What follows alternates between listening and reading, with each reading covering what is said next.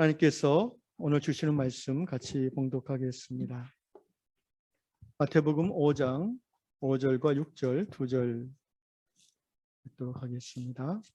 우리 한 목소리로 같이 읽겠습니다. 마태복음 5장 5절과 6절인데요. 같이 읽겠습니다. 시작. 온유한 자는 복이 있나니 그들이 땅을 기업으로 받을 것이며 의에 추리고 목마른 자는 복이 있나니 그들이 배부를 것이며. 아멘. 우리는 지난 3주에 걸쳐 성경적 복의 중심이 하나님 없는 수부강령, 곧 장수함과 부요함과 강건한 삶에 있는 것이 아니라 하나님과의 바른 관계에 서 있는 것 그 자체가 복의 중심인 것을 배웠습니다. 바로 히브리어 아쉐르의 의미로 우리가 배웠습니다. 또 그런 하나님과의 평탄한 관계, 올곧은 관계에 서 있는 그 자체가 복인데, 그런 복된 사람에게 하나님께서 함께 하시고, 그리고 하나님이 함께 하심으로 요셉의 삶에서 나타났듯이 그의 일터와 가정이 생육하고 번성하며 그 주위의 생명이 살아나는, 그리고 하나님의 말씀을 꼭 붙들고 살아가고자 하는 그런 아름다운 삶의 복들이 임하는 것을 배웠습니다. 이것이야말로 성경이 말하는 블레싱, 복의 본질인 것입니다. 그리고 지난 주일에는 신약의 예수께서 가르쳐 주신 8가지 팔복 중에 첫 번째 복, 곧 마음이 가난한 자의 복과 그리고 애통해 하는 자의 복을 나누었습니다. 마음이 가난하다는 것은 어떤 의미라고 했습니까? 거지가 얼굴을 못 들고 손을 내밀어 구걸하는 그 단어에서 나왔다고 했습니다. 곧 우리가 하나님의 앞에 택함받은 하나님의 자녀임에도 불구하고 여전히 죄의 식살이 무너지는, 여전히 죄를 범하는 우리의 부끄러움에 차마 얼굴을 들지 못하고 우리가 하나님 앞에 머리를 숙이고 손을 내밀어 우리로 하여금 죄를 이길 힘을 주옵소서 간구하는, 그것이야말로 진정한 가난한 마음이요, 그 자체가 복인데, 하나님께서 그런 자에게 천국, 곧 하나님의 함께하심, 다스리심의 복을 주신다고 했습니다. 두 번째, 애통해 한다는 것은 내가 죄에 대해서 죽은 자고 하나님에 대해서 살아있는 자가 되어야 될 터인데, 마땅히 그렇게 살아야 될 터인데 오히려 하나님에 대해서는 반응하지 않고 하나님의 말씀에 대해서는 화석과 같은 마음이 되고, 그리고 세상 욕망과 죄악에 대해서는 그때그때 반응하는 이러한 나를 보면서 나는 정말 절망하는 사람, 나는 정말 가망이 없는 사람이구나라고 하나님 앞에 울며 애통해하는 그 마음이 바로 애통한 자라고 했습니다. 그리고 하나님께서 즉각적으로 그에게 복을 주시는데, 그것은 바로 하나님의 위로하심의 복입니다. 내가 너와 함께한다, 나와 함께 다시 시작하자라는 위로의 말씀을 주심으로 우리가 다시 살아난다는 것이죠. 오늘은 세 번째 복에 대해서 나누고자 합니다. 그리고 몇 번 말씀드린 것처럼 여전히 이 팔복의 내용이 우리에게 낯설 것입니다. 낯설다는 것은 그만큼 우리가 예수님이 가르쳐 주신 진정한 복에 대한 친밀함이 적다는 것입니다. 반대로 여전히 세상적인, 세속적인 그 블레싱에 대한 것이 우리 마음에 스며들어 있다는 것이죠. 그래서 여전히 마음이 가난한 것이 왜 복일까? 왜 애통에 우는 것이 복일까라고 자꾸 생각을 하지 않으면, 배운 바를 반추하지 않으면 끄덕거려지지가 않는다는 것이 우리의 연약함입니다. 기도하기는 이 팔복에 대한 내용을 우리가 말씀을 통해서 듣고 아멘하고 그리고 기도하는 가운데 우리 안에 적어도 이 세상 사는 신앙인으로서 진정한 복이 바로 이것이구나라는 그 절절한 고백과 깨달음이 생겨나기를 주의 이름으로 축원합니다. 오늘 세 번째 예수께서 말씀하신 복은 온유한 자는 복이 있다는 것입니다. 온유한 자는 복이 있다. 여러분, 이러한 그 온유라는 개념은 그 당시 로마 제국이 지배하던 AD 1세기 헬레니즘 사회에서 별로 설득력이 없는 주장입니다. 왜 그러냐 하면은 로마는 정복 지역의 주민들이 로마의 지배를 받아들이고 순응할 경우에는 일정 피종민들의 문화와 전통, 종교를 존중하고 자유를 허락했지만 조금이라도 로마 제국에 저항하거나 반대하는 기미가 보이면 막강한 물리력으로, 군사력으로 가차없이 처단하였습니다. 그럼으로써 로마 전 넓은 영토 제국의 소위 평화를 지켜나갔습니다. 한마디로 힘에 근거한 평화, 팍스 로마나라고 하는 표현입니다. 그런 세상에서 힘 있는 자가 복 있는 자이고, 권력 있는 자가 복 있는 자이며, 또 부유한 자가 복 있는 자이지 온유한 자가 복이 있다라는 말은 설득력이 없는 것입니다. 그것은 오늘 21세기 자본주의를 살아가는 우리 시대에도 동일하게 적용되는 개념입니다. 우리는 온유라는 말을 그렇게 환영하지는 않는 것 같습니다. 특별히 젊은 세대일수록 그런 성향이 있는 것 같습니다. 그러나 오늘 예수께서 말씀하신 이 온유의 성경적 의미를 우리가 제대로 이해하고 깨닫는다면 우리는 진정 온유해지기를 원하게 될 것으로 믿습니다. 이 온유라는 말의 히브리어와 헬라어 두 단어를 통해서 그 원뜻과 성경에서 어떤 의미로 우리에게 주어지는 것인가를 좀 나눠보겠습니다. 자꾸 히브리어 헬라어를 사용해서 좀 죄송한 마음이 있는데, 제가 전공자도 아님에도 불구하고 이렇게 할 수밖에 없는 이유는 제 수준에서 제가 성경을 이해하는 방식이기 때문입니다. 그리고 제가 깨달을 수 있는 그 루트들이 바로 이런 원어를 통해서 성경의 의미를 깨닫는 방식이기 때문에 여러분이 듣기에 좀 불편할 수 있어도 히브리어 헬라어를 이렇게 사용하는 것을 양해해 주시고요. 여러분들에게 그 단어를 외우라고는 전혀 요구하지 않습니다. 다만 이 말씀을 듣는 중에 설득력이 있고 이해하기 위해서 이렇게 하는 것임을 이해해 주시면 좋겠습니다. 히브리어에서 온유로 쓰여지는 단어는 아나부라는 단어입니다. 따라합시다. 아나부. 예. 민수기 12장 3절 이 사람 모세는 온유함이 지면의 모든 사람보다 더하더라. 민수기는 누가 썼습니까? 우리가 알기에 모세가 썼습니다. 모세 오경에 들어가잖아요. 자기 입으로 자기가 이렇게 쓰는 것이 좀 어색하긴 합니다. 아마도 대필했을 것을 우리가 알고 있지만, 그런데 또 생각해 보면 신약 성경에서 마태복음 11장에서 예수께서 스스로에 대해서 나는 온유하고 겸손하니 이렇게 또 표현하셨어요. 그런 걸 보면 또 모세가 그렇게 표현할 수도 있다고 생각합니다.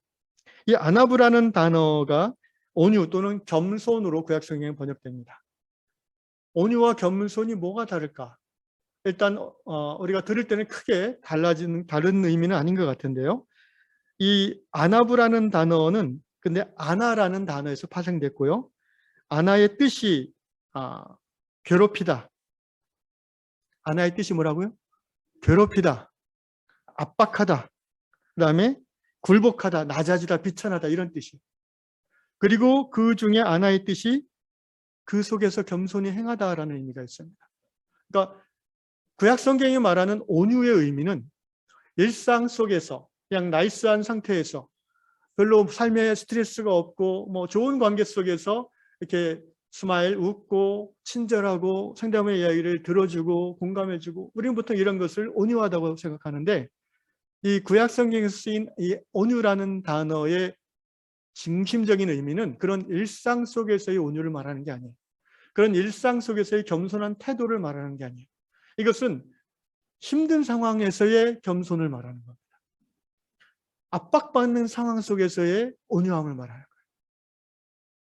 그러니까 평상시 우리가 뭐 이렇게 잘 웃고 친절하고 이런 것도 이제 온유하다는 의미에 포함되지만, 성경이 말하는 온유라는 덕목의 중심에는 평범한 상황이 아니라 힘들고 괴롭고 고통받는 상황 속에서의 겸손한 태도, 이것이 성경이 말하는 온유라는 것입니다.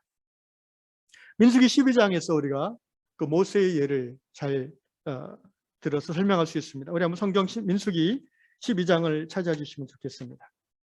민수기 12장에 보시면요, 이제 출애굽 후에 이스라엘 백성들이 광야 생활하는 과정에서 사건이 일어나는데, 민수기 12장 1절부터 성경을 찾아보십시오. 제가 읽겠습니다. 모세가 구스 여자를 취하였더니 그 구스 여자를 취하였으므로 미리암과 아론이 모세를 비방하니라. 미리암과 아론이 누굽니까? 모세의 친형, 친누나입니다. 이스라엘 200만이 모세 인도하에 출애굽한 후에 모세와 함께 탑 리더십을 형성하는 사람들이 바로 이 미리암과 아론이었어요. 그런데 모세가 그 첫 번째 부인이 죽은 후에 이제 구스 여자를 두 번째 부인으로 삼아서 결혼했다고 합니다. 이 구스 여자라는 뜻은 이제 아프리카 쪽에 피부가 검은 그런 여인을 말합니다. 이것을 틈타서 미리암과 아론이 모세를 공개적으로 비방했습니다. 그런데 율법에 의하면 이방인과의 혼인을 모두 금한 것은 아니었어요. 가나안 7족속과의 혼인을 금하는 거였지 이방인과의 혼인을 모두 금하는 것은 아닙니다. 그리고 이 이스라엘 200만 출애굽한 이 민족 안에도 소위 잡족이라는 표현을 성경에 쓰는데 이방 민족들이 섞여 있었습니다. 애굽에서 400년 이상 같이 노예 생활했던 그런 그 중에 흑인들도 있을 거 아니겠습니까? 그 중에 한 여자를 모세가 인연에 대해서 취하였는 바 이것이 미리암과 아론의 비방거리가 되었던 것입니다. 그러니까 그런데 12장 2절에 보면 사실 미리암과 아론이 모세를 비방한 내적인 이유가 있습니다. 그것은 바로 질투였습니다. 2절 그들이 이르되, 같이 읽겠습니다. 시작. 그들이 이르되 여호와께서 모세와만 말씀하셨느냐 우리와도 말씀하지 아니하셨느냐 하매 여호와께서 이 말을 들으셨더라. 하나님과 직접 대화하는 그런 특별한 선지자적 그 스테이터스가, 그 지위가 모세만 있는 게 아니다. 우리도 그렇다라고 결국 이 모세 탑 리더에 대한 공개적 비방의 근거는 권력의 질투였다는 것이죠. 같은 형제간이라도 모든 세속 역사를 보면 우리가 알 수 있듯이 권력 앞에서는 부자지간도 없고 또 형제지간도 없는 것이 우리 조선 역사를 봐도 그렇고 여러 나라 역사를 보면 그렇습니다. 그런데 이제 12장 3절 이 말씀이 나오는 거예요. 그 상황 속에서 이 사람 모세는 온유함이 주변의 모든 사람보다 더하더라. 이 말이 나오는 겁니다. 그럼 모세가 어떻게 행동했길래 이런 말이 나올까요? 모세는 어떻게 보면 이제 반역의 상황인데 그것도 가장 믿었던 친형제, 친누나가 배역하는 것인데 이 상황에서 모세는 권력의 최위에 있는 사람이었어요. 실제적인 힘으로 이들을 이렇게 눌러버릴 수도 있었고요.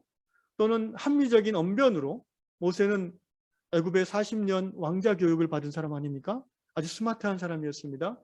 말로서 이렇게 이겨버릴 수도 있지만 모세는 그렇게 하지 않았어요. 이 압박의 상황, 이 고난의 상황, 이 분노의 상황에서 모세는 어떻게 했습니까? 잠잠히 입을 열지 않고 참았습니다. 그러자 하나님이 일하시기 시작했습니다. 4절 이하에 보면 하나님이 모세와 아론과 미리암에게 찾아오셔서 불러내셨습니다. 그리고는 구름 기둥 가운데 강림하셔서 아론과 미리암을 책망하셨어요. 그리고는 미리암에게 문둥병의 저주가 임했습니다. 모세가 온유하다는 것은요, 바로 이 의미였어요. 미리암과 아론과 좋은 관계에서 형님, 누님 하면서 상대방의 의견을 잘 받아들이고 자기 생각은 좀 다르더라도 잘 대화해서 풀어나가는 그런 온유함이 아니라 상대가 노골적으로 자신의 권위에 반항할 때에 얼마나 지도자로서 속이 상하겠습니까? 자칫하면 이스라엘이 두쪽 날 수도 있는 그런 위기의 상황이지만 모세는 거기에 대해서 참았다는 것이죠. 아나부라는 이 단어의 이 온유함의 의미는 자기의 자존심, 자기의 이익이 침해받을 때는 끝까지 참지만, 그러나 하나님의 영광이 가리울 때는 분연히 일어나는 그러한 그 캐릭터, 그러한 성향을, 그러한 성품을 온유라고 성경은 표현하고 있습니다. 오늘 우리들의 삶은 어떻습니까? 20년, 30년 신앙생활 하면서 교회에서 집사, 권사, 장로, 목사가 되었는데 우리 안에 이 모세의 아나부, 온유함이, 이 겸손함이 있는지 우리는 이 시간 돌아보기를 원합니다. 평상시 사이가 좋을 때, 일이 잘 풀릴 때 우리가 그 사람이 온유한지 그 사람이 겸손한지는 잘 알 수 없습니다.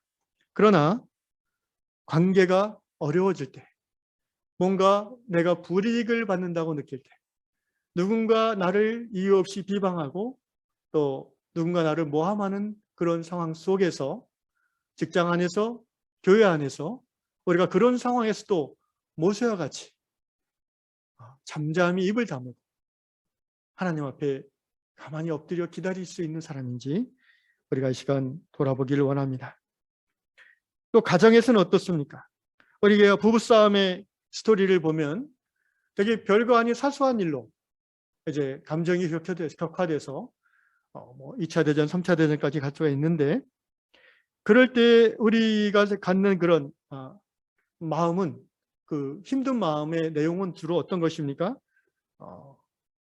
특별한 말이 아니라 그냥 아내나 남편이나 자식이 한마디 한 말인데 그것이 이렇게 막 부글부글 끓게 하는 거예요.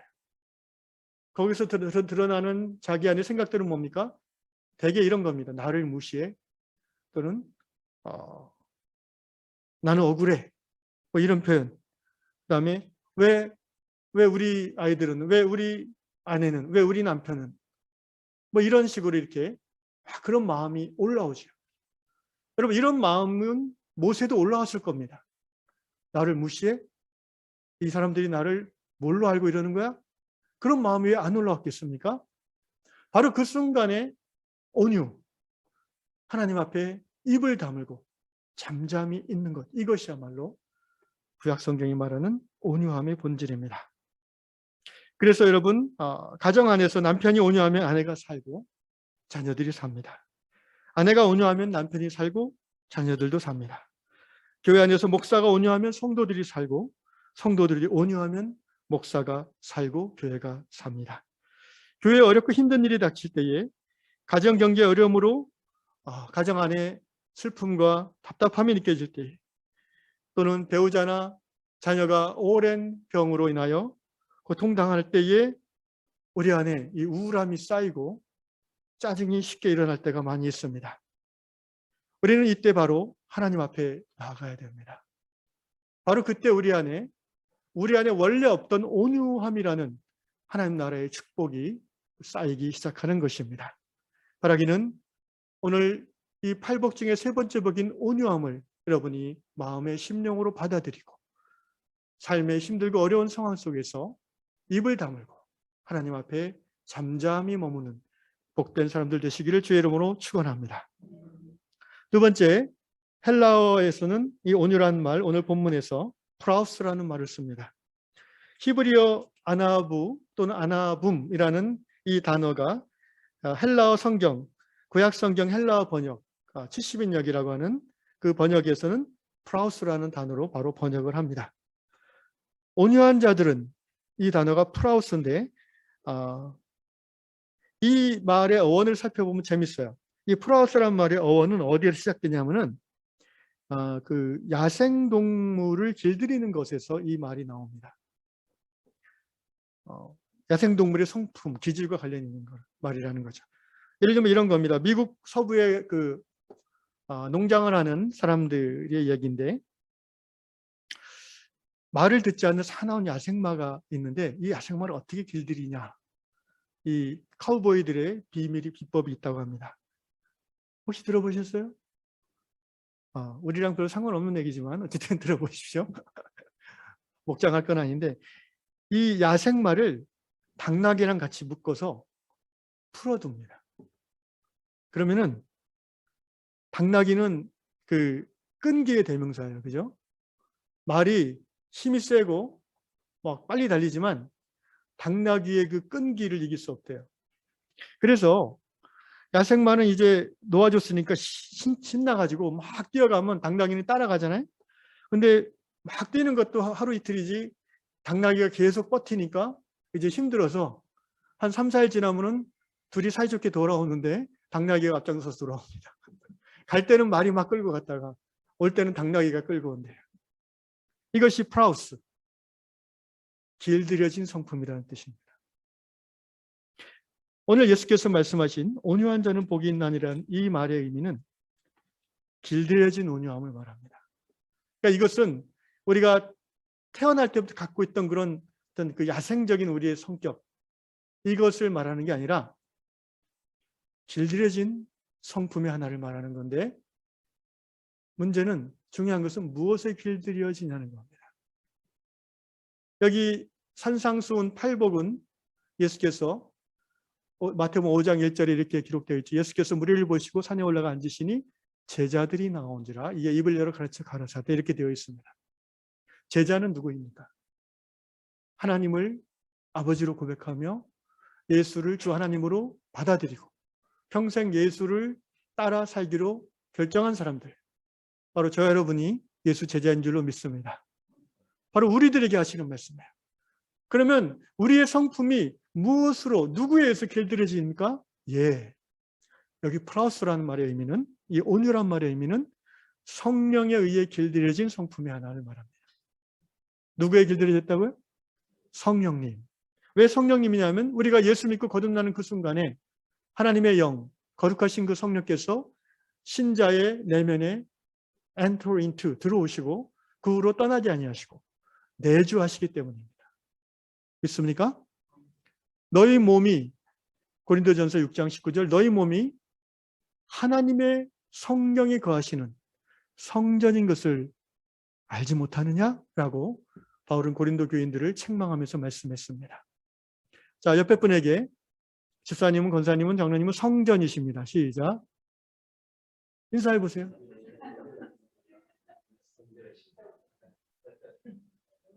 네, 이것을 이제 컨포메이션, 확언이라는 표현인데요.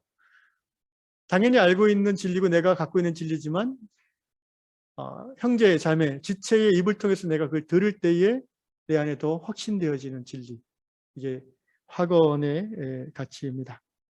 우리는 성령이 내주하시는 하나님의 성전, 그래서 저는 이런 표현을 씁니다. 우리는 걸어다니는 성전이다. walking temple, 우리는 걸어다니는 성전이다. 이런 표현을 저는 쓰고 싶습니다. 그래서 우리가 예수 믿고 거듭난 후에는 처음에는 잘 길들여지지 않아가지고 여전히 제멋대로 타고난 기질과 그 성품대로 살아가는데, 시간이 지나면서 성령님에 의해서 조금씩 길들여집니다.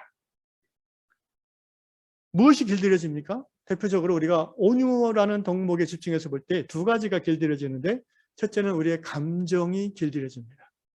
뭐가 길들여진다고요? 감정이 길들여져요. 모세를 예로 듭시다. 모세는 원래 온유한 사람이 아니었죠. 그죠? 여러분이 알다시피 모세는 좀 성격이 급하고 아주 똑똑하고 스마트한 스타일이었어요. 그걸 우리가 어떻게 합니까? 40세의 애굽의 왕자로서 이제 자신의 민족적 정체성을 깨닫고 노예인 히브리 백성들이 다투고 싸우는 현장에서 모세가 바로 재판관 역할을 하려고 하잖아요. 똑똑한 사람이 그렇게 하는 거예요, 여러분. 뭐 상황 파악이 좀 더디고 긴가민가한 사람들 그렇게 못하는데 모세는 딱 눈에 들어오는 거예요. 네가 잘못했다, 사과해. 그러자 히브리 그 두 노예가 어떻게 합니까? 네가 누구간데 애굽 사람을 우리의 재판장을 하려느냐 이러면서 어쨌든 그런 상황에서 모세가 이제 히브리 노예를 학대하는 애굽의 그 감독관을 쳐 죽이고, 굉장히 다혈질이죠. 그리고 모세는 굉장히 무술의 능력이 있는 사람이에요. 애굽 왕자로서 교육을 받았기 때문에 가능합니다. 그리고는 이제 도망갔죠. 그리고 40세부터 80세까지는 어떤 삶을 삽니까? 화려한 왕자의 삶이 아니라 광야의 방랑자의 삶을 살죠. 목동의 삶을 삽니다. 바로 그 시간이 40년 애굽의 때를 벗고 그 급하고 오만하고 그 교만한 그 성품을 하나님에 의해서 훈련받으면서 길들여지는 그런 시간들을 모세는 보냈고, 그리고 40년 그렇게 훈련받은 후에 80세가 되어서 비로소 그의 성질이 온유하다고 판단되었을 때 하나님은 하나님의 사명을 그에게 맡기기 시작한 것입니다. 이처럼 하나님에 의해서 길들여진 온유함이 바로 모세의 온유함이었어요. 원래 모세는 온유한 사람이 아니라는 것입니다. 원래 저와 여러분은 온유하지 않습니다. 그런데 우리가 예수를 믿고 우리 안에 내주하시는 성령에 의해서 조금씩 길들여지면은 우리는 온유함을 조금씩 갖춰 나갈 수 있는 것입니다. 어떻게 우리의 감정이 성령에서 길들여질 수 있습니까? 여러분 이런 경험을 신앙생활 하면서 하셨을 거예요. 예를 들면 이제 갈등이 있을 때, 갈등 상황에 상대방 어떤 갈등이 생겼을 때에 일단 감정이 이렇게 막 화가 나죠. 다양한 감정들이 있는데 그중에 특별히 이제 이 분노의 감정을 우리가 조심해야 됩니다. 에베소서 말씀에도 분을 내어도 어떻게 하라? 죄를 짓지 말라. 그리고 해가 지도록 분을 품지 말라라고 했어요. 또 잠언 말씀에도 노하기를 더디하는 자는 용사보다 낫고 자기의 마음을 다스리는 자는 성을 빼앗는 장수보다 낫다. 그러니까 분노의 감정에 휘둘리면은 우리의 육체는 파괴의 병기가 되는 것이고 마귀의 도구가 되는 것이지만, 어떤 경우에도 분노의 감정에 휘둘리지 않고 그것을 다스리게 되면은 하나님 나라의 확장 도구가 될 수 있는 거예요. 근데 우리가 막 화가 올라올 때 예수 믿는 거듭난 성도는요, 화가 올라오고 막 짜증이 나고 분노가 치솟는 동시에 한편에서 성령의 속삭임이 감지됩니다. 그런 경험을 여러분 하셨을 겁니다. 막 화가 올라오지만 이러면 안 되지 라는 마음이 동시에 일어나는 거예요. 그때에 길들여진다는 건 뭐예요? 나에게 주신 자유의지로 성령의 인도함을 붙잡는 거예요. 아멘. 로마서 8장 9절 말씀 여러분 기억하십니까? 무릇 하나님의 영으로 인도함을 받는 그들은 하나님의 자녀들이라. 하나님의 자녀들은 누구의 인도함을 받아요? 하나님의 영으로 인도함을 받아요. 여러분 인도함을 받는다는 것은 무슨 뜻이에요? 그냥 앞에 인도하시고 난 따라가는 그런 내용입니까? 그것을 포함해서 인도함을 받는다는 것은요, 그 분노가 올라올 때 성령께서 잠잠하라, 그 자리를 떠나라, 또는 참아라 라는 이 성령의 속삭임에 순종하는 것이 바로 인도함을 받는 것입니다. 아멘. 그런 과정이 어떤 때는 성령 인도함에 순종해서 참고 넘어가기도 하고, 어떤 때는 또 성령 인도함을 우리가 순응하지 못하고 우리의 타고난 혈기를 가지고 막 갈등을 확대해서 전쟁을 일으키기도 하지만, 신앙생활 5년, 10년, 20년 쭉 지나다 보면은 우리는 점점 이제 성령의 인도함에 길들여진다는 것이 무엇인지를 깨닫게 되고, 그것이 우리 안에 소위 조금씩 쌓이게 됩니다. 원래 우리에게 없던 성향인데 쌓일 수 있는 거예요. 그걸 가르쳐서 우리는 신앙 인격이라고 합니다. 그래서 온유라는 것은요, 성령의 열매이기도 합니다. 그리고 이 팔복이라는 것도 사실은 우리가 복이라는 표현을 써서 그런데 찬찬히 생각해 보시면 이것이 신앙인의 인격이고 성품인 것을 우리가 알 수 있어요. 다시 말하면 예수님이 말씀하신 복의 본질은 뭐냐면은 예수 믿고 거듭나서 성령의 인도함을 따라 순응하며 살아감으로 우리 안에 쌓여지는 아름다운 인격, 이것이야말로 신앙인이 누리는 최고의 복이란 것입니다. 아멘. 아멘이 없네. 아멘이 없네. 처음부터 다시 해야 되겠어요. 뭔가 우리 손에 건강과 부귀와 인기와 권력이 주어지는 것이 복이 본질이 아니라, 하나님 주시는 복 중에 그런 것도 있을 수 있지만 자꾸 우리가 중심을 거기에 두면은 천박한 크리스찬이 될 거예요. 예수를 오래 믿어도 자연인하고 구별되지 않는 그런 크리스찬이 될 수밖에 없는 거예요.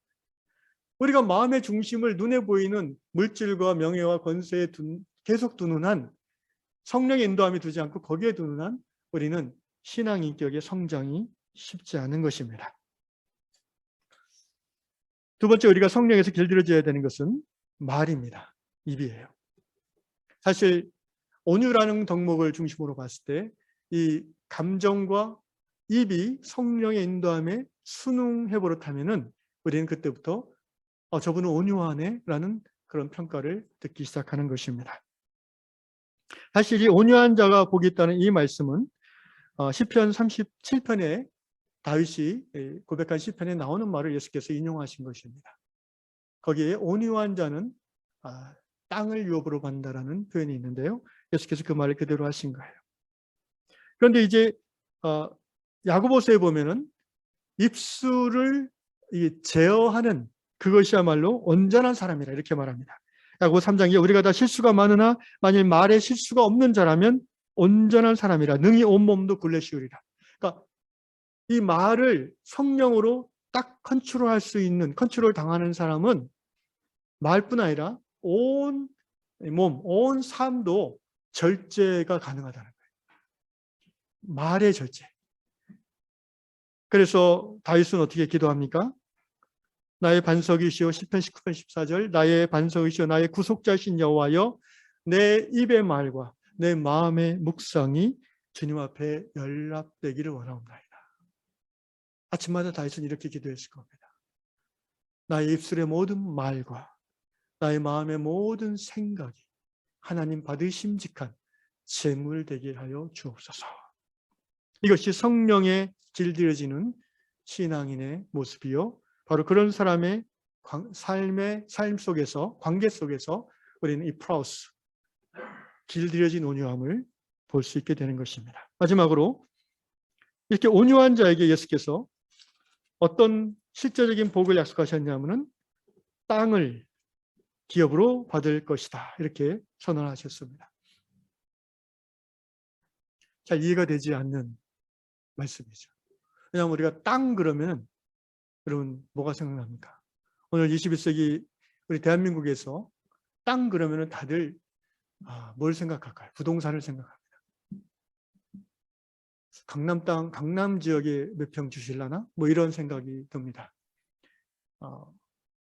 그런 의미가 아니라는 것을 여러분 미루어 짐작하실 것입니다. 성경에서 땅, 여기 본문에 헬라어로 게라는 단어를 쓰는데 이것이 의미하는 바는요, 실제적인 양을 키우고 집을 지을 수 있는 땅이라는 의미도 되지만 하나님의 창조주 하나님의 역사심이 드러나는 모든 공간을 땅이라고 표현합니다.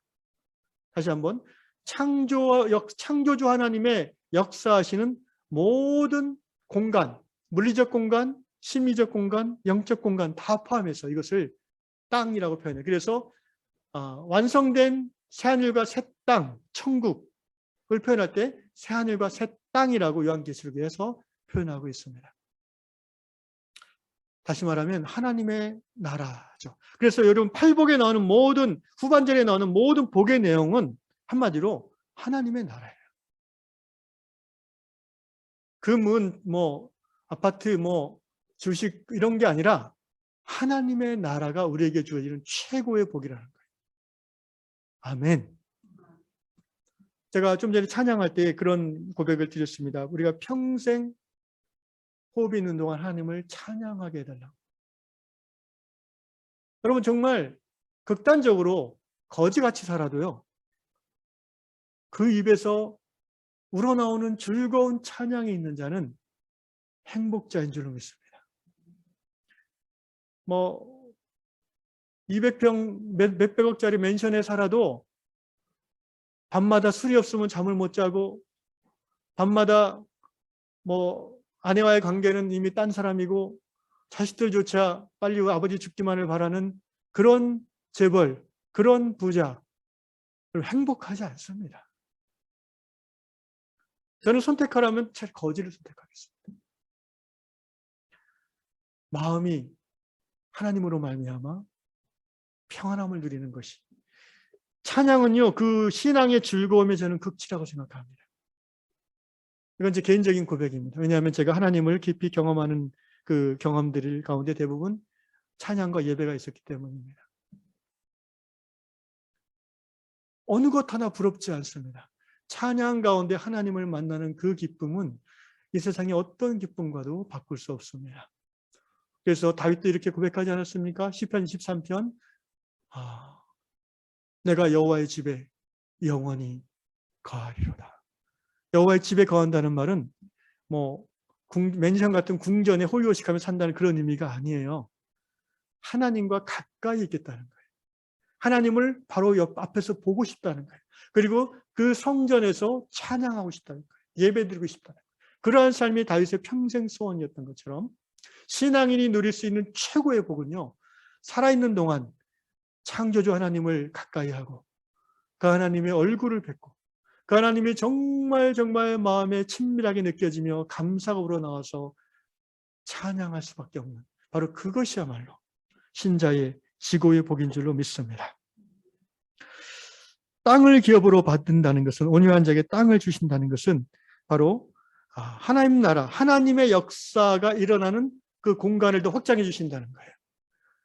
모세의 예를 또 들어봅시다. 모세가 아론과 미리아의 반역에도 불구하고 온유함으로 참았고 하나님이 해결해 주셨어요.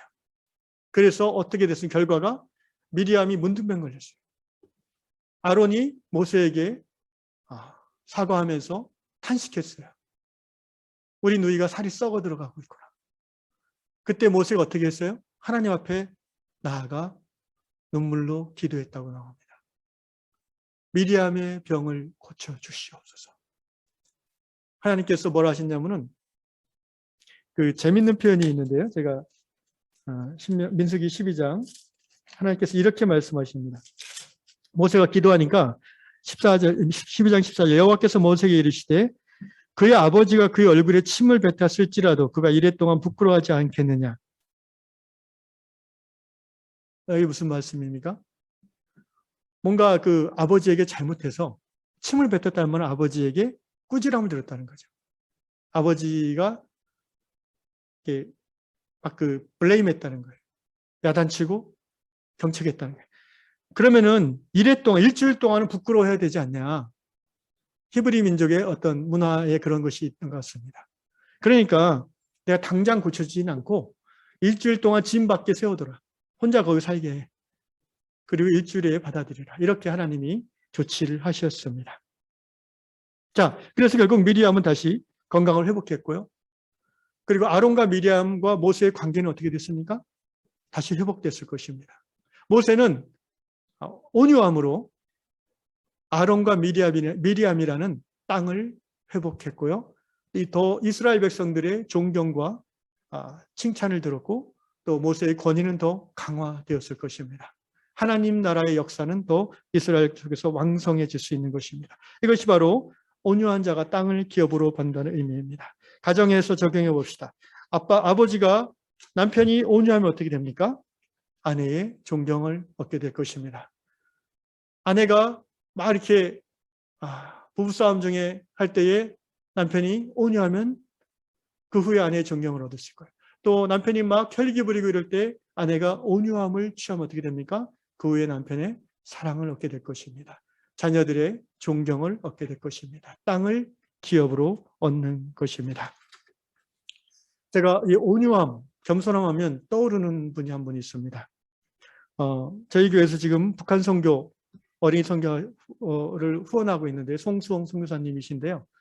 제가 이분을 2001년에 호주에서 처음 이제 뵙게 됐는데 저희 신학대학원 선배님이십니다. 근데 몰랐는데 처음 뵙고 이제 같이 식사하면서 부부가 교제를 하게 됐는데 그 외에 여러분 그 목사님들이 의외로 그 기수 따지는 거 아십니까? 별로 세상 때가 안 빠졌어요. 그래서 저는 이제 저보다 한 5, 6년 선배신 것 같아요. 신대원. 그래갖고 약간 긴장해서 굉장히 이제 저는 이게 막 네 하면서 막 이렇게 나이도 저보다 한 5살 많으시니까. 그런데 이분도 저를 그렇게 대해주시는 거예요. 긴장해가지고. 긴장한지는 뭐였든 굉장히 존중하시면서. 그래서 제가 처음 인상이 참 겸손하시다. 그리고 마음이 끌리는 거예요.